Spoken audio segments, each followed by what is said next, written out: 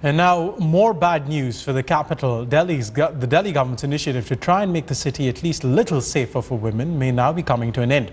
Remember, shortly after the December gang rape in 2012, the Sheila Dikshit government had created a 181 helpline to help women complain in case they were facing harassment or worse. That helpline may now shut down. The head of that helpline has written to the Lieutenant Governor Najeeb Jung, saying that staffers have not been paid for 2 months and that their contracts have not been renewed.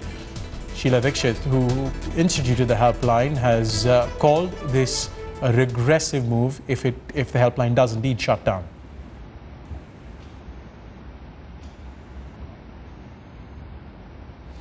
Since it was launched, the helpline has received more than 7 lakh calls. And the 17-member all-women team that runs the centre receives about 3,000 calls a day. 40% of these calls relate to sexual abuse. Rishika Barua, our correspondent, joins us on the phone line for more. Rishika, why exactly have the contracts not been extended?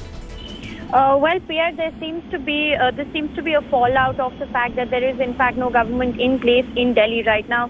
Remember, this helpline was started by the Sheila Dikshit government after the brutal Delhi gang rape of the 23-year-old medical student, and it was after this, in fact, that this helpline had started. It's really an SOS helpline number that basically attended to calls relating to kidnapping, relating to sexual assault. And as you were pointing out, that there are over 75,000 cases till now related to sexual abuse, acid attacks and kidnappings that have in fact been dealt with by this cell. Now, having said that, this plan has apparently fallen off the radar because after the December assembly polls, there was a dramatic takeover by the Aam Aadmi Party. There are even people in the helpline who say that in fact the Aam Aadmi Party-led government had wanted to take over this helpline and the functioning of the helpline.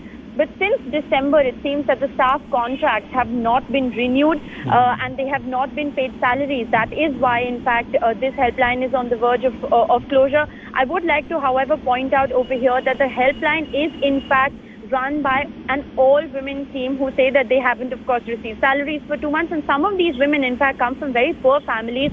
And at least a dozen of these women are, in fact, survivors of crimes themselves. So really appalling conditions for these women. Their contracts, of course, haven't been renewed, taking into consideration, the fact that the government has been in a limbo. And contracts haven't been renewed since December, and that is why, in fact, this helpline is on the verge of a shutdown. But we are being told that a letter has been written to the Lieutenant Governor to take immediate action for renewal of these contracts and for salaries to be paid. So the moment that, of course, happens, we are hoping that the helpline will not be shut down. Rishika, many thanks for that update. Indeed, an alarming situation there for women in the capital, with the one helpline that spelt help for many of them, 7 lakh of them in the past year, now facing a shutdown.